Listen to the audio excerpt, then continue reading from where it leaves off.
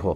عربی میں مجلس کا لفظ قرآن حکیم میں بھی استعمال ہوا ہے اور صحیح بخاری اور صحیح مسلم کی احادیث کے اندر امام کائنات سید الاولین والآخرین شفیع المذنبین رحمت للعالمین سیدنا و مولانا امام اعظم محمد رسول اللہ صلی اللہ علیہ وآلہ وسلم کی جو مجالس تھی ان کے لیے بھی مجلس کا لفظ الحمدللہ استعمال ہوا ہے.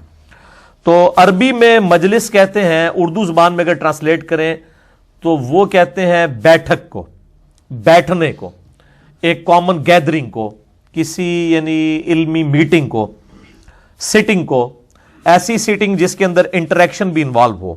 یہ سارے الفاظ جو ہیں وہ اردو میں استعمال ہوتے ہیں اور انگلش میں بھی.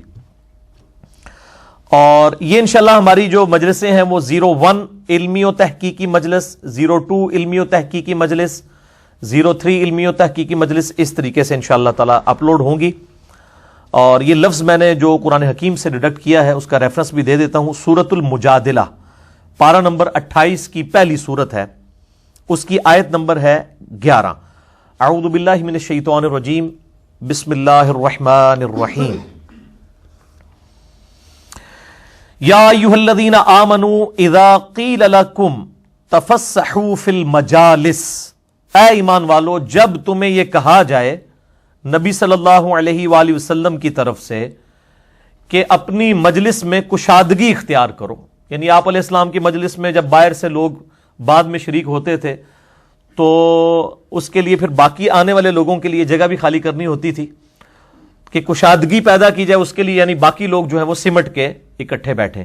تو جب تمہیں اس چیز کا حکم دیا جائے مجالس میں، فَافْسَحُوا يَفْسَحِ اللَّهُ لَكُمْ، تو اس وقت کشادگی اختیار کیا کرو، یعنی سمٹ کے بیٹھو اور باقی لوگوں کے لیے جگہ چھوڑ دو، اللہ بھی تمہیں کشادگی دے گا. وَإِذَا قِيلَ الشُّزُوا فَانشُزُوا، اور جب یہ حکم دیا جائے کہ اٹھ کھڑے ہو، اب مجلس جو ہے وہ برخاست کی جاتی ہے، یہ مجلس اینڈ کی جاتی ہے، تو پھر یہ نہ کیا جائے کہ سرکار ساڑھا تھوڑے دیر سوال سن لو، نہیں، ذرا پھر وہ ڈیکورم اس طریقے سے چل نہیں سکتا کیونکہ ایک شیڈیولڈ لائف ہوتی ہے نا. تو میں بھی ادھر لوگوں سے پھر ریکویسٹ کرتا ہوں کہ جب آپ سوال جواب کی، جب تک میں بیٹھا ہوں اس وقت تو ٹھیک ہے، جب میں اٹھ جاتا ہوں پھر آپ یعنی میں جوتیاں پہننے گیا ہوں وہاں بھی آدھا گھنٹہ مجھے سوالوں کے جواب دینے پڑے، تو یہ پھر جو ہے نا وہ اخلاقی طور پہ درست بات نہیں ہے. تو یہ قرآن پاک میں آ گیا کہ جب کہا جائے کہ مجلس برخاست تو فوراً اٹھ جائے کرو. یرفع اللہ الذین آمنوا منکم، اللہ تعالیٰ بلند کرے گا تم میں سے جو لوگ ایمان لائے، والذین اوتوا العلم درجات، اور وہ لوگ جو علم والے ہیں ان کے درجات کو اللہ تعالیٰ بلند کرے گا، یعنی اس چیز کی برکت سے کہ مجلس کے وہ ڈیکورم کا خیال رکھیں. واللہ بما تعملون خبیر، اور اللہ تعالیٰ تمہارے کاموں سے خبردار ہے، اسے پتہ ہے جو کچھ تم اعمال کر رہے ہو. اس کے علاوہ صحیح بخاری اور صحیح مسلم میں درجنوں احادیث موجود ہیں نبی علیہ السلام کی مجالس کے حوالے سے. اب یہ ایک المیہ ہے کہ یہ پھر وہ سنی شیعہ کنفلکٹ کی وجہ سے مجلس کا لفظ ایک خاص مکتب فکر نے اڈاپٹ کر لیا، دوسرے نے سمجھا کہ اب یہ لفظ ہی کوئی نعوذ باللہ کوئی گالی ہو گیا ہے. جس لفظ کا ذکر قرآن پاک میں موجود تھا، بخاری اور مسلم کی درجنوں احادیث میں موجود تھا، اور یہی ایک اپروپریٹ ورڈ استعمال ہوا نبی صلی اللہ علیہ وآلہ وسلم کی مبارک سٹنگز کے لیے، انٹریکشنز کے لیے، میٹنگز کے لیے، بیٹھکوں کے لیے مجلس کا لفظ. تو اس حوالے سے کئی ایک احادیث موجود ہیں، لیکن ایک حدیث مجھے اسی مشورے کے دوران جب 2-3 دن پہلے مجھ سے والد صاحب کہنے لگے کہ یار ان مجلسوں کو بھی علیحدہ سے ریکارڈ کیا جائے، وہ میں انشاءاللہ آگے ڈیٹیل بھی بتا دیتا ہوں. تو اس وقت میرے ذہن میں ایک حدیث آئی، بڑی مشہور حدیث ہے صحیح مسلم کے اندر. انٹرنیشنل نمبر کے مطابق وہ کم از کم اس کے 3 طرق آئے ہیں، 1525 سے لے کر 1527 تک. اور یہ حدیث مشکات المصابیح میں، جسے میں نے انسائکلوپیڈیا آف حدیث ڈکلیئر کیا ہے، اس میں بھی موجود ہے 4747. اور مسلم شریف میں یہ کنزیکٹو 3 اس کے طرق آئے ہیں 1525 سے لے کے 1527 تک.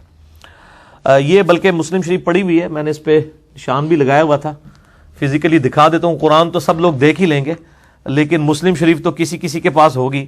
تو یہ جو اوریجنل اس کی انٹرنیشنل نمبر کے مطابق ہے، یہ 1525 تو کنٹینیوس نمبر ہے، انٹرنیشنل جو اسلام 360 میں بھی چل رہا ہے، اب ٹھیک ہو چکا ہے اس میں.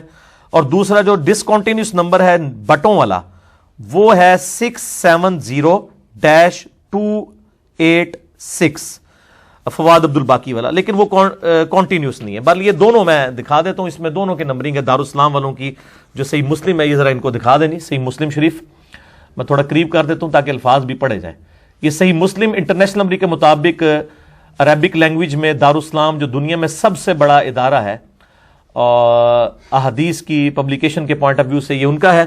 اور اس میں یہ والی حدیث جو میں بیان کرنا چاہ رہا تھا صحیح مسلم میں بھی موجود ہے، یہ حدیث جامعہ ترمذی میں بھی موجود ہے اور مشکات المصابیح میں بھی موجود ہے. یہ مسلم شریف کی حدیث دکھا دیں، اس کے انٹرنیشنل نمبر بھی اس میں ڈسپلے ہو رہے ہیں. انٹرنیشنل نمبر کے مطابق 1525 سے لے کر 1527 تک 3 کنزیکٹیو اس کے ترک آئے ہیں. ایک اور طریق بھی اس کا آگے چل کے آتا ہے ذکر والے چیپٹر کے اندر، وہ 6000 پلس اس کا نمبر ہے، لیکن یہاں سے میں نے دکھا دیا، یہ کافی ہے. اس میں سیدنا سماک تابعی ہیں، سماک ابن حرب رحمہ اللہ تعالی، وہ ایک صحابی ہیں سیدنا جابر بن سمورہ. لفظ ہم سمرہ بولتے ہیں لیکن یہ لفظ سمورہ ہے، میم کے اوپر پیش ہے. جابر بن سمورہ رضی اللہ تعالیٰ عنہ سے وہ سماک بن حرب تابعی پوچھتے ہیں کہ کیا آپ رضی اللہ تعالیٰ عنہ نے نبی علیہ السلام کی مجالس اٹینڈ کی ہیں؟ تو انہوں نے کہا ہاں، میں نے آپ صلی اللہ علیہ وآلہ وسلم کی بے شمار مجالس اٹینڈ کی ہیں. اور یہی حدیث جب جامعہ ترمذی میں اس کا طریق آتا ہے انٹرنیشنل نمبر کے مطابق 2850، اس میں آگے الفاظ ہیں، وہ کہتے ہیں 100 سے زیادہ مجلسیں میں نے نبی صلی اللہ علیہ وآلہ وسلم کی اٹینڈ کی ہیں. پھر آگے مسلم شریف کی حدیث چلتی ہے کہ وہ جابر بن سمورہ رضی اللہ تعالیٰ عنہ کہتے ہیں کہ نبی صلی اللہ علیہ وآلہ وسلم کی جو مجالس ہوا کرتی تھیں وہ یوں تھی کہ آپ صلی اللہ علیہ وآلہ وسلم فجر کی نماز پڑھانے کے بعد اپنے مصلے پر بیٹھے رہتے تھے حتیٰ کہ سورج انتہائی بلند ہو جاتا. یعنی آج کے اعتبار سے اگر آپ وہ کیلکولیشن کریں وہ 1.5 سے 2 گھنٹے بنتے ہیں، کیونکہ آپ صلی اللہ علیہ وآلہ وسلم بخاری مسلم میں آتا ہے کہ فجر کا وقت داخل ہوتے ہی فجر کی نماز ارلی ٹائم کے اندر پڑھ لیا کرتے تھے. تو 1.5 سے 2 گھنٹے یہ بنتے ہیں کہ آپ صلی اللہ علیہ وآلہ وسلم مسجد میں بیٹھے رہتے اپنے مصلے پر. اور صحابہ کرام کہتے ہیں اس مجلس میں یہ ہوتا تھا کہ ہم لوگ اپنے زمانہ جاہلیت کے واقعات کو یاد کیا کرتے تھے. اور ترمذی میں الفاظ ہیں کہ پھر شعر و شاعری بھی ہم ایک دوسرے کو اشعار بھی سنایا کرتے تھے.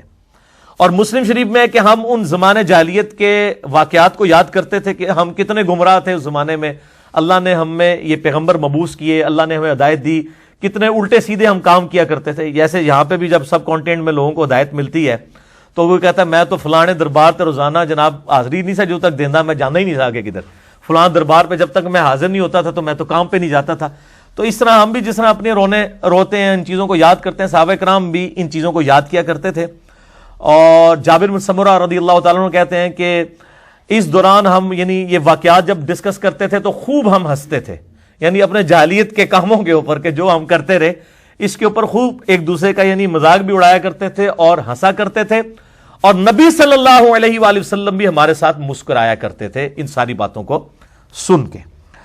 تو یہ یعنی آپ صلی اللہ علیہ وآلہ وسلم کی مجلس ہوا کرتی تھی، اس کے لیے بھی مجلس کے لفظ استعمال ہوئے ہیں. اور یہ ڈیلی کی آپ کی مجلس ہوا کرتی تھی، یعنی فجر کی نماز پڑھانے سے لے کر خوب سورج بلند ہونے تک. الحمدللہ اس مسلم شریف کے حدیث کے اندر یہ موجود نہیں ہے کہ آپ علیہ السلام اشراق کی نماز پڑھ کے آیا کرتے تھے.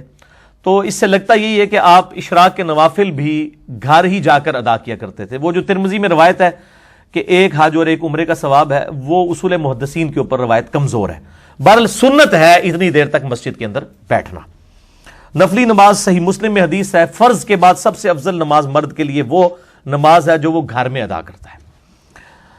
تو بہرحال یہ یعنی آپ صلی اللہ علیہ وآلہ وسلم کی مبارک مجلس کا ذکر. اور اس پہ مجھے وہ ایک نعتیہ شعر بھی یاد آ گیا، جس وقت تھے خدمت میں ان کی ابو بکر و عمر عثمان و علی رضی اللہ عنہم اجمعین وعلیہم السلام، اس وقت سرور عالم کی مجلس کا عالم کیا ہوگا. یعنی آپ علیہ السلام کی وہ مبارک مجلس جس میں آپ صلی اللہ علیہ وآلہ وسلم ایک مہمان خصوصی کے طور پر اور آپ کے اصحاب آپ کے ارد گرد جمع تھے، کتنا رکت انگیز وہ منظر. اور جب آپ کو یہ بات پتا ہو کہ یہ جو شخصیت آپ کے سامنے بیٹھی ہے یہ آن دا فیس آف ارتھ اللہ کی ریپریزنٹیٹو ہے، اللہ کی نمائندہ ہے، تو اس وقت انسان کی دل کی کیفیت ہی کچھ اور ہوتی ہے. الحمدللہ.